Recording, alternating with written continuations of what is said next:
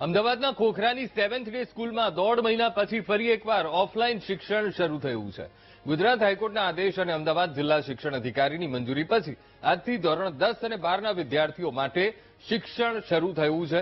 20 ઓગસ્ટે આ સ્કૂલમાં ધોરણ 10ના વિદ્યાર્થી નયન સંતાણીની સ્કૂલ કેમ્પસમાં જ હત્યા કરવામાં આવી હતી, જેથી 21 ઓગસ્ટે જિલ્લા શિક્ષણ અધિકારીએ તાત્કાલિક સ્કૂલમાં ઓફલાઈન શિક્ષણ બંધ રાખવાનો નિર્ણય લીધો હતો, જેથી રોષે ભરાયેલા વાલીઓએ હાઈકોર્ટના દ્વાર ખખડાવ્યા હતા.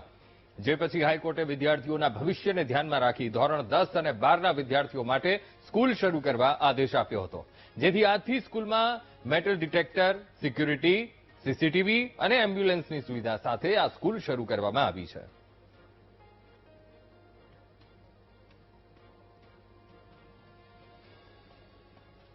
દોઢ મહિના પહેલા સ્વર્ગસ્થ નયનનું જે રીતે ડેથ થયું 7th ડે સ્કૂલમાં ને દુઃખદ ઘટનાને ધ્યાને લઈ સરકારશ્રી દ્વારા ને અમારી કમિટી દ્વારા સતત શાળા ઉપર જે છે સલામતીના ધોરણો શિસ્ત સમિતિ દ્વારા સતત નિભાવવામાં આવે તે પ્રકારની તમામ રીતે સૂચનાઓ આપી શિસ્ત અને સલામતીના ધોરણોને ધ્યાને લઈ શરતોને આધીન અને ભવિષ્યમાં આવી કોઈ પણ પ્રકારની ઘટના ન બને તે રીતે જવાબદારી શાળાને અમે નક્કી કરી આ પ્રત્યક્ષ શિક્ષણ ધોરણ 10 અને 12નું શરૂ કરવા માટેનો નિર્ણય લીધો છે અને આજથી શરૂ થયું છે.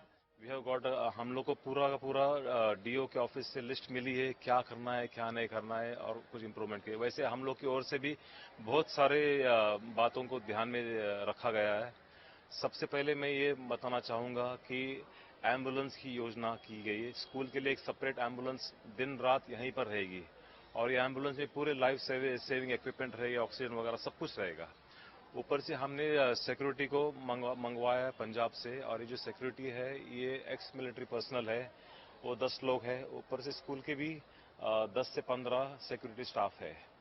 फिर हर एक टीचर को बताया गया है कि स्टूडेंट्स के बैग में बॉटल्स में सरप्राइज चेक किया जाए. तो जब सरप्राइज चेक हो जाएगा तो बच्चे केयरफुल रहेंगे. और डिसिप्लिन कमेटी की योजना की गई है. ये डिसिप्लिन कमेटी पूरी ध्यान दिया जाएगा. बच्चों की कंप्लेंट्स भी होती है या बच्चों के कुछ भी रिक्वेस्ट होती है या कुछ भी प्रॉब्लम्स हुआ स्कूल में वो पूरा डिसिप्लिन कमेटी में लिया जाएगा. ये डिसिप्लिन कमेटी में डीओ के ऑफिस से भी कंसल्टेशन हो जाएगा और शायद ज़्यादा इमरजेंसी हो गया तो पुलिस को भी इन्फॉर्म करना पड़ेगा, लेकिन ये कनेक्शन पूरा नेटवर्क रहेगा हमारा डिसिप्लिन की.